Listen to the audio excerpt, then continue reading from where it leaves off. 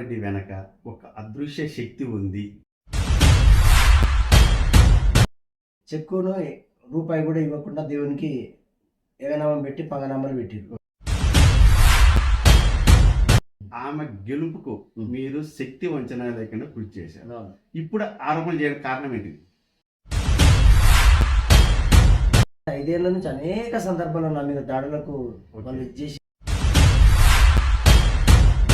కోట్లాది రూపాయలతో అభివృద్ధి పనులు చేశామని వాళ్ళు బహిరంగంగా చెప్తున్నారు కదా. ఇక్కడి సమస్యలు కార్పొరేటర్ దృష్టికి లేకుండా పద్మారెడ్డి దృష్టికి రావడానికి కారణం ఏంటి చెప్పు? ప్రశ్నించే తత్వం నాది. ఈ వివాదము ఒక విధంగా రాజకీయ వివాదం అయింది కదా. నా ఆత్మసాక్షి నాకు ఒక పెద్ద బలం. రేపు భవిష్యత్తులో నువ్వు రాజకీయాల్లోకి రాబోతున్నావా? మీరు పేదలను కూడా వదలకుండా వసూలు చేస్తున్నారే. దీనికి ఎవిడెన్స్ ఏముంది చెప్పు? ఎమ్మెల్యే గారే అవక్కయ్యే పరిస్థితికి వచ్చింది. ఓకే, భయం అని ఉండాలి, భక్తి అని ఉండాలి. ఇది రాజకీయంగా ఇది మంచి పద్ధతేనా చెప్పు? ప్రజల పక్షాన గొంతుకై మనం ఉన్నాం. ఓకే, మీరే కదా ఓట్లేసింది, మీరే ఓట్లేసి గెలిపించారు. ఆ మాట అనొచ్చా? మీకు సర్వీస్ చేసింది కదా. ఎక్కడ ఫుల్ స్టాప్ పెట్టాలి. అప్పుడు ప్రశ్నించకుండా ఇప్పుడు ఎందుకు చేశారు? నువ్వు చేసుకున్నావు, దోసుకున్నావు, దాచుకున్నావు ఏం మాకు తెలియదు. అది అవసరం పట్టించుకోలేదు. కుషాయిగూడ డివిజన్ ఏర్పాటుపై తీవ్ర రాజకీయ వివాదాలు చెలరేగుతున్నాయి. Kushaiguda division corporator Sridevi Kushaiguda division ఏర్పాటు కాకుండా కుట్రలు చేస్తున్నారని, డివిజన్ పరిధిలో ఇంటి నిర్మాణాలు చేస్తున్న పేద మధ్యతరగతి ప్రజల నుంచి పెద్ద ఎత్తున లక్షలాది రూపాయలు దోచుకుంటున్నారని ఆరోపణ చేస్తున్న చర్లపల్లి కాలనీల సమైక్య అధ్యక్షులు పద్మారెడ్డితో మాట ముచ్చట ధర్మపీఠం విత్ ఏబిఆర్. నమస్తే అన్న. నమస్తే. ఇప్పుడు మీరు ఒక కార్పొరేటర్ పైన తీవ్ర ఆరోపణలు చేశారు. ఆరోపణలు ఏ దానికోసం అంటే డివిజన్ను అడ్డుకుంటున్నారని కుట్రతో చేస్తున్నారా, ఇతర విషయాలతో? ముందుగా ఏబిఆర్ ధర్మపీఠం వీక్షకులకు నమస్కారం. మేము ఎప్పుడు కూడా ఆమె వ్యక్తిగత ఆరోపణలు ఎప్పుడు చేయలేదు.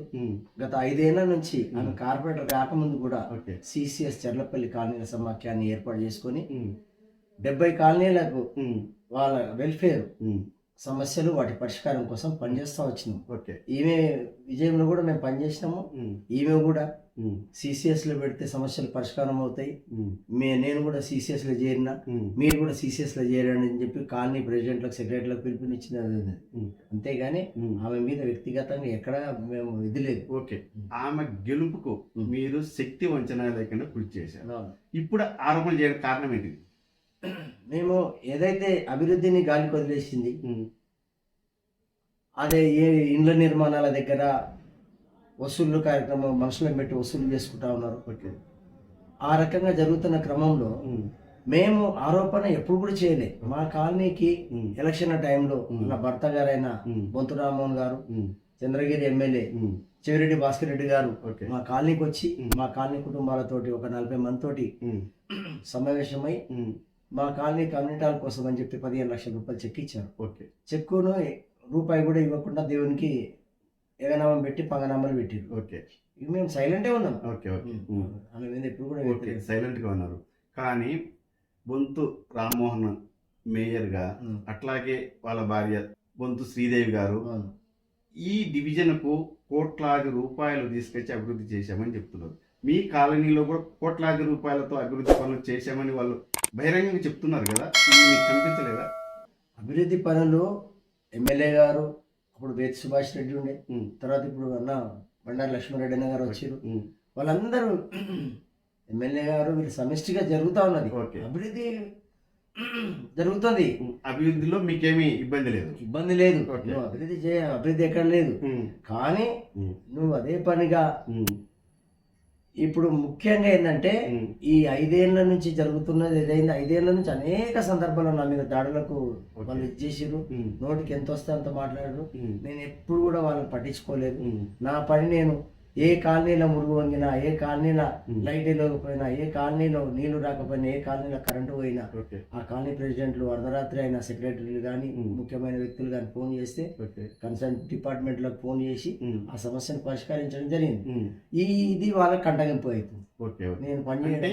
ఇక్కడి సమస్యలు కార్పొరేటర్ దృష్టికి లేకుండా పద్మారెడ్డి దృష్టికి రావడానికి కారణం ఏంటి చెప్పు? వాళ్ళు పట్టించుకోవడం లేదు. సిసిఎస్ అసలు ఈ జనాలకు కూడా ఏమైందంటే సిసిఎస్ కు చెప్తే మా సమస్య వెంటనే పరిష్కారం అయిపోతుంది అని చెప్పి ఉంది. ఇదే క్రమంలో అధికారులు కూడా సిసిఎస్ సూచన సమస్య చేసిందంటే మన ఏదైతే ఉందో ఆ న్యాయమైంది, అర్థవంతమైంది, పని చేయవచ్చు అనే విషయం ఉంది. ఎప్పుడు కానీ సిసిఎస్ పద్మారెడ్డి కూడా కానీ అన్ని జరగాలని చెప్పి అనుకున్నారు, కానీ అందులో మనం ఉండాలని కోరుకున్నాం అంతే తప్ప మాకు కావాలని చెప్పి ఎప్పుడు కూడా ఇది చేయలేదు. పద్మారెడ్డి ప్రజల్లోకి చుచ్చుకుపోవడానికి కారణాలు ఏంటి చెప్పు? నేను స్వతహాగా 92 నుంచి జర్నలిస్ట్గా పనిచేస్తూ ఉన్నాను. ఓకే. అన్ని వివిధ దినపత్రికలలో చేసిన, ఆంధ్రజ్యోతిలో చేసినాను, వార్తలు చేసిన, టీవీ 9లో చేసినాను. చాలా సంవత్సరాలు పనిచేసిన. ఓకే. నేను జర్నలిజం ఎప్పుడైతే ఉన్నానో అప్పటి నుంచి కూడా ప్రజా సమస్యలను పట్టించుకోవడం నాకు ఒక బ్లడ్ లో ఉన్నది అది. ఓకే. ఆ రకంగా నేను చేసుకుంటూ పోతా ఉన్నాను. అట్లా జనంకు కనెక్ట్ అయినాను. ఓకే. అంటే ఈ వివాదము ఒక విధంగా రాజకీయ వివాదం అయింది కదా. ఓకే. రేపు భవిష్యత్తులో నువ్వు రాజకీయాలకు రాబోతున్నావా? నేను రాజకీయాలకు రావాలని ఎప్పుడు కూడా 32 ఏళ్ళు నేను పెన్ను పట్టుకున్నాడు కూడా నేను ఎప్పుడు అనుకోలేదని. ప్రశ్నించే తత్వం నాది ఉంది. నైజం ఖచ్చితంగా ప్రశ్నిస్తా. మనోడైనా బయట వాళ్ళైనా ఖచ్చితంగా అంతిమంగా జనాలకు మంచి జరగాలని నేను గట్కేశ్వర్ నుంచి పనిచేసిన, ఇక్కడ కాపురా సర్కిల్లో ఇదంతా కేంద్రంగా పనిచేసినా కానీ ఎక్కడ కూడా ప్రశ్నించే గుణం పట్టును. పద్మారెడ్డి వెనక ఒక అదృశ్య శక్తి ఉంది అనేది మీ ప్రత్యర్థుల అనుమానం. అసలు దీనికి సమాధానం చెప్పు. పద్మారెడ్డి అంటేనే ఒక ఇది ఇమేజ్. పద్మారెడ్డి అంటే ఒక ఏంటి ఫైర్ ఇయ్యాల కాదు. ఆనాడు నుంచి కూడా గట్కేశ్వర్ నుంచి కూడా దేవేందర్ గౌడ్ మినిస్టర్ ఉన్నప్పుడు కానీ అనేక రకాలుగా పోరాటాలు చేసినాం తప్ప అదృశ్య శక్తి అంటే నా ఆత్మసాక్షి నాకు ఒక పెద్ద బలం, నా ఆత్మస్థైర్యం. ఇప్పుడు ధర్మపీఠం విత్ ఏవిఆర్ ముందు ఉన్నారు, ధైర్యంగా చెప్పు నీ వెనక ఎలాంటి అదృశ్య శక్తి ఉంది, లేదంటే చెప్పు డైరెక్ట్ గా ప్రజపేసి మరి. నేను అందుకే అంటున్నా కదా, ప్రజలు నీ వెనక ఎవరున్నారు? ప్రజలు ఉన్నారా, రాజకీయ నాయకుడు ఉన్నాడా, లేకపోతే ఇంకెవరు ఉన్నారా? ప్రజలు ఉన్నారు, ప్రజల సమస్యలు ఉన్నాయి. ఆ ప్రజల అండనే దాంతో పోయినా అంతిమంగా నా కుటుంబం నాకు పెద్ద సపోర్ట్. ఆ సపోర్ట్ తోటి నేను నాకు టైం ఇస్తున్నారు కాబట్టి నేను చేయగలుగుతున్నా. మా కాలనీలో కూడా శివసాయి నగర్ కూడా నేను 4వసారి ఏకగ్రీవంగా ప్రెసిడెంట్ అయిన, ఎన్నో కుతంత్రాలు చేసిరు కూడా ఏదో చేయాలి. మా శివసాయి నగర్ కూడా ఒక వసదైక కుటుంబం లెక్కలో ఉండి అందరం కూడా ఒకే మాట ఒకే బాట లెక్క నడుచుకుంటున్నాం.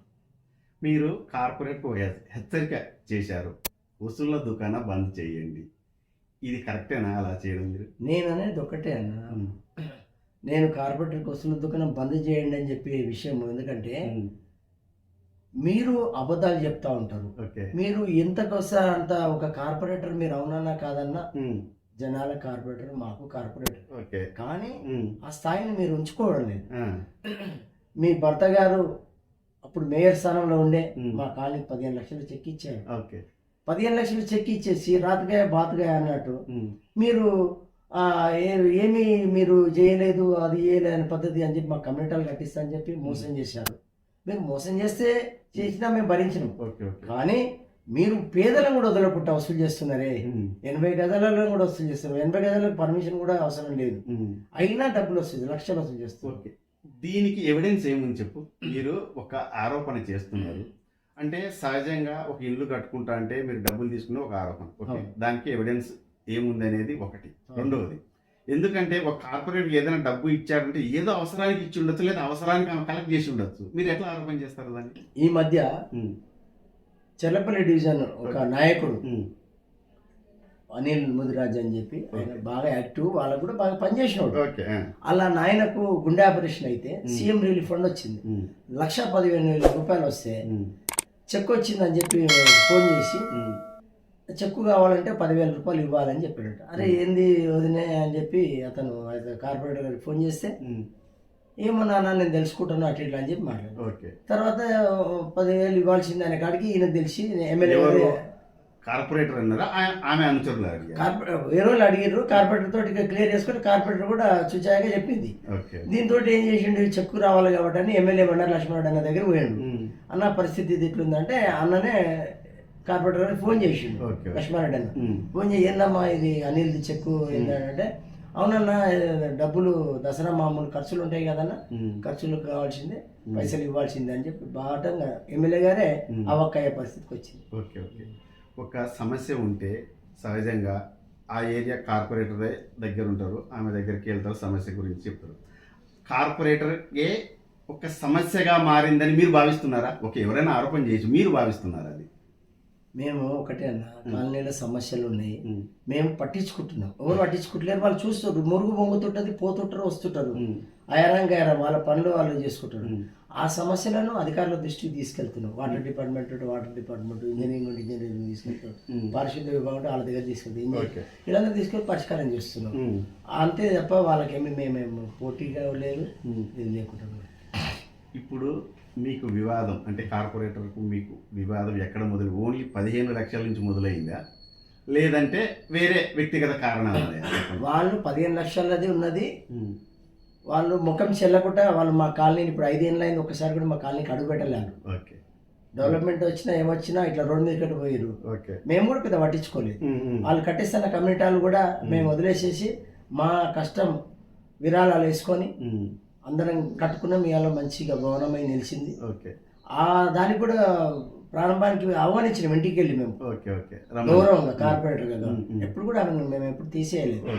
కానీ వాళ్ళకే ముఖం చెల్లకుండా రావడం లేదు, ఎందుకంటే మేము మోసం చేసిన ఈ కాలనీకి నమ్మకం. ఒక మహిళా కార్పొరేటర్పై తడి బట్టలతో ప్రమాణ చేయడానికి నేను సిద్ధం, మీరు సిద్ధమా అని చెప్పి ఈరోజు మీరు ఒక ఛాలెంజ్ చేసి ఒక టెంపుల్ దగ్గర కూర్చున్నారు కదా, ఇది ఎంతవరకు కరెక్ట్? ఒకటే, ఈ వారం 10 రోజుల నుంచి ప్రజా సమస్యల పైన పోరాడచ్చు, ఆమె పైన వ్యతిరేకంగా పోరాట చేయొచ్చు, ఇలా తీసుకోవచ్చా వ్యక్తిగతంగా? ఇది ఇప్పుడు విషయం ఏంటంటే, గుడి అన్నా మసీద్ అన్నా ఏదైనా ఉంటుంది, నీకు భయం అని ఉండాలి, భక్తి అని ఉండాలి. నువ్వు ఈ వారం 10 రోజుల నుంచి కుషాడు డివిజన్ సాధన కోసం జరుగుతున్న పోరాటంలో చెర్లపల్లి కాలనీల సమాఖ్య కూడా ఈ కుషావిడ కాలనీల పక్షాన ముందు వరుస నిలబడి పోరాటం చేస్తూ ఉన్నది. పోరాటం చేస్తున్న క్రమంలో మీ ఈ స్థానిక కార్పొరేటర్ గారు, ఆ పక్క డివిజన్ కార్పొరేటర్ కూడా సపోర్ట్ చేసి ఈ కుటుంబం మొత్తానికి నీకు మొక్కలు అడ్డకపోతే నువ్వు బాధపడితే ఉద్యోగం జరిగితే ఉద్యోగంలో వచ్చి కూర్చోవచ్చు. ఉద్యోగంలో కూర్చోకుండా నీ అంత నువ్వు ఆత్మగౌరవాన్ని దెబ్బతీసి లెక్కలు చేసినావు, అస్తిత్వం కూడా దాన్ని నాశనం చేయడానికి నీ అడుగులు ఏదైతే పడుతున్నాయో ఆ అడుగులను వ్యతిరేకించినావు. దాంతో ఆమెకు కొంచెం ఓకే, ఆమె ఆవేశపడవచ్చు, లేదో మీ పైన కోపంగా ఉండి ఉండొచ్చు, కానీ ఆమె బాధ్యత కౌన్సిల్లో కూడా కుషాయిగూడను డివిజన్గా చేయాలి, కుషాయిగూడ తల్లి లాంటిది, చుట్టుపక్కల కాలనీలో అక్కడి నుంచి మొదలయ్యాయని ఒక కౌన్సిల్లో అధికార దృష్టికి తీసుకొచ్చింది. అది అంటే అధికార పార్టీని నిలదీసింది కదా, ఈ విషయం మీ దృష్టికి వచ్చిందా? ఆమె కుషాయిగూడ అనేది స్పెసిఫిక్ ఎక్కడ మాట్లాడాలి కౌన్సిల్లో, జనరలైజ్గా ఒక స్టేట్ లీడర్ లెక్కల మాట్లాడింది. ఏమని మాట్లాడింది, తల్లి ఉన్నప్పుడు తల్లిని చేయాలి, పిల్ల వేరు అనేది. వెనకటికి సమాఖ్యాంధ్రులు తెలంగాణను ఉచ్చరించక ఏ విధంగా దాచి పెట్టుకురో ఆ రకంగానే కుషాయిగూడ ప్రాంతాన్ని ఉచ్చరించకుండా జనరలైజ్ చేసి మాట్లాడింది. కానీ కుషాయిగూడ ఆత్మగౌరవము, కుషాయిగూడల అస్తిత్వాన్ని తాకట్టు పెట్టేలా ఉన్నదని చెప్పి ఆమె గ్రహించలేదు. కుషాయిగూడ జనం వ్యతిరేకించారు, ఇలా చక్రపురం జనం కూడా వ్యతిరేకించారు. దాంతో ఆ ఫ్రస్ట్రేషన్ లోనై పద్మారెడ్డి మీద పడ్డది. ఓకే. ఇప్పుడు మీరు చెప్పారు అంటే మీరు ఉద్యమం చేశారు, ఏది చక్రపురం డివిజన్ను కుషాయిగూడగా మార్చాలని, ఆల్మోస్ట్ దాదాపు ఖరారైనట్టు ఒక సమాచారం. ఇది ఈ విజయం వెనుక ఎవరున్నారు చెప్పు? ప్రజలే. ప్రజల పక్షాన గొంతుకై మనం ఉన్నాం. ఓకే. కుషాయిడ వెల్ఫేర్ అసోసియేషన్ అధ్యక్షుడు సోమశేఖర్ రెడ్డి, ఓకే. అదేవిధంగా ఏస్ట్రాన్ డివిజన్ కార్పొరేటర్ శ్రీమతి సింగిరెడ్డి సిరిస సోమశేఖర్ రెడ్డి, ఓకే. మన జనరల్ సెక్రటరీ చక్రపాణి గౌడ్, ఇంకా అదర్స్ తో పాటు సంక్షేమ సంఘం ప్రతినిధి అదర్స్ తో పాటు చెర్లపల్లి కాలనీల సమాఖ్య ప్రతినిధిగా, కుషాయిగూడ వాస్తవ్యునిగా నేను వీరోచితంగా పోరాటం చేసినాం. ఓకే. ఇవన్నీ కార్యక్రమాలు బాగా చేశారు, సక్సెస్ అయ్యారు. ఓకే. కానీ ఒక్కటి అంటే ఈరోజు నేను బాగా ప్రజల్లో నుంచి వచ్చిన సమాచారం కాబట్టి ప్రజలతో మాట్లాడినప్పుడు పద్మారెడ్డి కొత్త సంస్కృతిని తెచ్చాడు తడి బట్టలతో.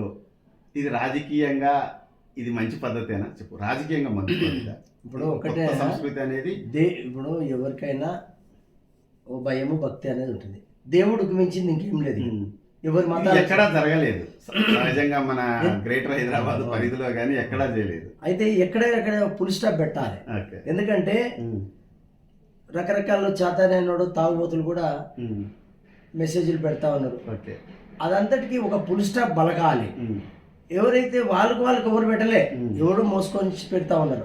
అది మంచిది కాదు. ఆ మహనీయులకు ఎవరు పెట్టిన వాళ్ళకి నేను ఒకటే అంటున్నా, మీ నాయకురాలు బొంతు కుటుంబము రమ్మను, మాకేం మోసం చేసిర్రు. మేము ఎప్పుడు మీరు పైసలు తెచ్చుకుని మీరు కలెక్షన్లకు రానులు రాజులుగా అవుతారు, మీకు మాకేం అభ్యంతరం లేదు, మీ ఇష్టం. అది కాలం నిర్ణయిస్తారు, జనం ఇది చేస్తారు. కానీ మీకు మీరుగా వచ్చి బ్లాక్ మెయిల్ చేస్తున్నాడు, అది చేస్తున్నాడు అంటే ఇది ఖచ్చితంగా మేము దాన్ని ఖచ్చితంగా ఖండిస్తాం ముక్తఖండతో.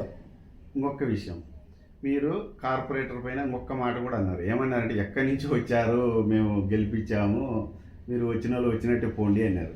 ఇది కరెక్టా? రాజకీయంగా మీరే కదా ఓట్లేసింది, మీరే ఓట్లేసి గెలిపించారు. ఆ మాట అనొచ్చా? మీకు సర్వీస్ చేసింది కదా. ఉషాయి కూడా కన్నతల్లి లెక్కల ఆదరించింది. చెర్లపల్లి డివిజన్ కు మీకంటే మీ భర్త గారికి బొంతు రామ్మోహన్ గారికి పార్టీలో అవకాశం వస్తుంది మేయర్ అని చెప్పంటే అందరు ఏమి చూడకుండా, మీ స్థానికత అనేది ఏమి చూడకుండా మీకు సపోర్ట్ గా చేసిండ్రు. అందులో అందరం కూడా పనిచేసినాం. ఆయన 5 ఏళ్ళు ఆయన అభివృద్ధి ఏం చేసినా ఏం కథ పక్క పెట్టి మళ్ళీ మరో 5 ఏళ్ల తర్వాత మళ్ళా నీకు కావాలని చెప్పారు. నీ పార్టీ వాళ్ళే నీ మీద దుమ్మెత్తి పోసి ఇది చేస్తున్న టైంలో మేము కాలనీలుగా ఒక చెర్లపల్లి కాలనీ ఎలాంటి రాజకీయాలు మాకు లేవు, నికార్సుగా ఉన్నాం. ఇప్పుడు కూడా అదే ఉన్నాం. మీ ఆత్మసాక్షి కూడా తెలుసు ఏ పార్టీ లేదు కథ అని. కానీ అవన్నీ మర్చిపోయి కుషాయిగూడ మీరు ఇంత ఇచ్చిన కుషాయిగూడ తల్లి లాంటి కుషాయిగూడకే చనుపాలు దాగి తల్లి రొమ్ము గుద్దినట్టుగా మీరు మోసం చేయడానికి తెరలేపిరే. మీ అడుగులు కదిలినాయి కదా, అది దుర్మార్గము. ఆ దుర్మార్గాన్ని ఖచ్చితంగా మేము ప్రతిఘటించడానికి ముందుండి ఉన్నాం కాబట్టి పోరాడుతున్నాం. గత 5 సంవత్సరాలు దాదాపుగా కార్పొరేటర్గా ఉన్న శ్రీదేవిపై ఇప్పుడు లాస్ట్ క్షణంలో మీరు అవినీతి ఆరోపణలు బాగా చేశారు. అంటే అందరి దగ్గర కలెక్షన్ చేశారని చెప్పి వసూలుగా చేశారనేది ఒక ఆరోపణ. కానీ ఇన్ని రోజులు మౌనంగా ఉండి ఈ రోజు మీరు ప్రజల మధ్యకి తీసుకురావడానికి కారణం ఏంటి? ఇది మీ దృష్టికి వచ్చింది, సమస్యలు ఎలా వచ్చాయో ఇది కూడా మీ దృష్టికి వచ్చి ఉంటుంది కదా. అప్పుడు ప్రశ్నించకుండా ఇప్పుడు ఎందుకు చేశారు? మేము ప్రత్యేకంగా ప్రశ్నించలేదన్నా. ఏదైతే ఈ సమ్మె జరుగుతుందో సకల జనుల ఆందోళన ఉద్యమం, కుషాయిగూడ డివిజన్ కావాలి, మా డివిజన్ మాకే కావాలని ఒక ఆకాంక్ష బలమైంది ఏదైతుందో అది జరుగుతున్న క్రమంలో జనాలు ఒక్కరొక్కరుగా బాధితులు బయటకు వచ్చి నేనన్నది కాదు, ఇది జనాలు ఇదే డివిజన్ నాయకుడు మాకు మోసం చేసింది, మన లంచం అడిగింది 10,000 అని చెప్పాడు. ఇదే యాదవ్ కుటుంబం నేను 75,000 ఇచ్చినానని చెప్పి అన్నారు. ఇదే ఒక పంతులు గారు మేము 1,00,000 రూపాయలు ఇచ్చిన అన్నారు. ఇట్లా ఇది అయిన తర్వాత ఈ వసూలు బంద్ కావాలని చెప్పి సిసిఎస్ గలమెత్తింది. ఇది వాస్తవం. అంతేగాని అంతకుముందుకు నేను ఎక్కడ నువ్వు చేసుకున్నావు, దోసుకున్నావు, దాచుకున్నావు మాకు తెలియదు, అది అవసరం పట్టించుకోలేదు. ఎప్పుడైతే జనాలు బయటకు వచ్చినారో ఖచ్చితంగా జనాలకు బాసటగా నిలవాలి కాబట్టి ఖచ్చితంగా నిలుస్తాను. రేపొద్దున కూడా ఇంక అవసరమైతే అద్భుతమైన అడుగులేస్తే ముందుకు పోతాను. ఓకే. భవిష్యత్తులో మీరు రాజకీయాల్లోకి వచ్చి ముందుకు వెళ్ళాలనుకుంటున్నారా లేదా అనేది స్పష్టంగా అంటే మీరు చల్లపల్ల సమైక్య కాలనీలు ఉన్నాయి కదా, వాళ్ళకి ఏ మెసేజ్ చెప్తావు చెప్పండి. నేను ఒకటే అంటున్నాను, ప్రశ్నించే తత్వము అలవర్చుకోవాలి, ప్రశ్నించాలి. ఆ ప్రశ్నించి నలుగురికి బాగు కోసం పనిచేయాలి. ఈ పద్మారెడ్డి ఏదైతే స్థాపించిన టీసీఎస్ ఒక చిన్న వాట్సాప్ గ్రూప్ ఏదైతే ఉందో ఇవాళ 1024 మందితోటి 1024 సభ్యులు ఉండొచ్చు కానీ అతిపెద్ద వాట్సాప్ గ్రూప్ అవతరించి సమస్యల పరిష్కారానికి గ్రేటర్ హైదరాబాద్లోనే ఎక్కడ లేని విధంగా తిరుగు లేకుండా పనిచేస్తా ఉన్నది. ఎక్కడ స్వార్థం కానీ బ్లాక్ మీరన్న సోకాల్డ్ చెప్తున్న తప్పుడు మాటలు ఏదైతుందో ఎక్కడ ఆస్కారం లేకుండా అధికారులకు కూడా ఇబ్బంది కలగకుండా పని చెయ్యండి. పని చేసిన తర్వాత ధన్యవాదాలు, జిహెచ్ఎంసీ అధికారులకు ధన్యవాదాలు, కమిషనర్ గారికి ధన్యవాదాలు, డిప్యూటీ కమిషనర్ గారికి ధన్యవాదాలు, ప్రణామాలు అన్నం తప్పితే ఆరోపణలు ఎక్కడ చేయలేదు. వాళ్ళు చేసిన తర్వాత మర్చిపోలేదు. ఒక సమస్య వస్తే అధికారులను ఒక విధంగా బెదిరిస్తారంట కదా మీరు? నేను అందుకే అంటున్నా, ఎందుకు బెదిరియాలి? నేను వాళ్ళకు ఒక టైం ఉంటుంది. ఒక సమస్య వచ్చినప్పుడు దాని పరిష్కారానికి కొన్ని నిధులు కావచ్చు, లేదా ఒక టైం పడుతుంది. మీరు వాళ్ళపైన మాటలు కూడా దురుసుగా ఉంటాయనేది నిజమా కాదా? నేనేమంటున్నా, ఒకవేళ నా మీద డేగా కళ్ళతో చూస్తా ఉన్నారు వీళ్ళు ఎవరైతే స్థానిక కార్పొరేటరు, ఆ కుటుంబము, ఆయన అలా అనుచర గణం అంతా కూడా చూస్తూ ఉంటారు. నేను అలాంటి పనులు చేస్తే నా మీద ఇప్పటికే ఇప్పుడు మేము ఫ్లెక్సీలు వేసుకుని తిరిగి మీరు ఆ విషయంగానే మాట్లాడతారు. ఫోన్లలో కూడా మీరు మాట్లాడుతుంటే కొన్ని వీడియోలు కూడా వచ్చాయి అక్కడక్కడ. ఎక్కడ కానీ పనాగాలంతా చెప్పొద్దు. మీరు అధికారులు బెదిరిస్తారా లేదైతే పనులు చేయించుకుంటారు? పనులు చేయించుకుంటాం. ఆ పనులు కూడా మా కాలనీది వస్తే మా కాలనీ తర్వాత చేయండి, అన్ని కాలనీలు చేసిన తర్వాత మా కాలనీ చేయండి, అన్నిట్లలో మేము ఉండాలని కోరుతున్నాను. ఎక్కడ కూడా అధికారులు బెదిరింపు లేదు. అధికారులు పనులు చేస్తుంటాం. ఆ గ్రేటర్ జిహెచ్ఎంసీ అధికారులకు చెర్లపల్లి కాలనీల కుటుంబాల పక్షాన మరోసారి వారికి ధన్యవాదాలు కూడా తెలియజేస్తాను, ప్రణామాలు. ఎందుకంటే కృతజ్ఞత ఉండాలి. ఓకే, మీ ప్రత్యర్థులు కొంతమంది మీ పైన కూడా కొన్ని ఆరోపణలు చేస్తున్నారు కదా, ఇది ఎంతవరకు వాస్తవం చెప్పగలుగుతాను? నేను అందుకే అంటున్నాను, నేను ఏదైతే ఉన్నానో నేను చాలా సచ్చిలుణ్ణి అని చెప్పి నేను ఎక్కడ అంటలేను. కానీ నా ఆత్మసాక్షి నాకు ఎప్పుడు చెప్తూనే ఉంటుంది, ఎవరిని ఇబ్బంది పెట్టలేదు, నువ్వు తప్పు చేయొద్దు, నువ్వు తప్పు చేయొద్దు అని చెప్పినప్పుడు నీకు వీడు పలానా తప్పు దగ్గర జరుగుతున్నది. మీరు అన్నట్టుగా ఎవరితోటన్నా కొంచెం కోపగించినట్టు మాట్లాడినట్టు అంటే నేను 200% కరెక్షన్ చేసుకొని సిద్ధంగా ఉన్నాను. రేపు గతంలో చేసుకున్నాను, భవిష్యత్తులో కూడా బరాబర్ ఆ విధంగా చేసుకొని నేను ఆ విధంగా జనాలకు అందుబాటులో ఉండి పనులు చేయడానికి నేను వాళ్ళకు విధేయత సేవకునిగా ఉండడానికైతే ఉన్నాను. చెర్లపల్లె కాలనీల సమైక్య మీరు ఏం మెసేజ్ ఇవ్వగలుగుతారు చెప్పండి? మనం ప్రశ్నించాలి, పనులు చేసుకోవాలి, సమస్యల పరిష్కారం కోసం ఒక ఐక్య ఉద్యమాలతోటి ఐక్యంగా ఏ కాలనీకి ఆ కాలనీ ఆ రకంగా అయితే చైతన్య మోటివేట్ చేయగలిగిన దగ్గర ఇప్పుడు చెర్లపల్లి డివిజన్ లో 70 కాలనీలు ఉంటే ఇది ఎంటైర్ ఒక అందరికి వెళ్ళిపోయింది. సిసిఎస్ నాతోటి చాలా మంది కార్పొరేటర్లు, వాళ్ళ కార్పొరేటర్లు వాళ్ళ భర్తలు కానీ వాళ్ళు కానీ అన్న మీరు చేస్తున్న పోరాటం న్యాయం ఉన్నది, చాలా చక్కగా ఉంది, మిమ్మల్ని ఆదర్శంగా తీసుకొని మేము పనిచేస్తున్నాం అని చెప్పి చాలా మంది నాకు ఫోన్లు చేస్తుంటారు, కలిసినప్పుడు చెప్తుంటారు, అదే రకంగా చేస్తారు. వాళ్ళ కోపం ఉండే ఇవాళ ప్రతి కార్పొరేటర్ మా కాలనీకి వస్తారు, చాలా మంది కార్పొరేటర్లు వస్తారు. ఈ లోకల్ కార్పొరేటర్ కూడా ఆహ్వానిస్తే ఆమె రాదు. Okay, thank you. Please like, share and subscribe.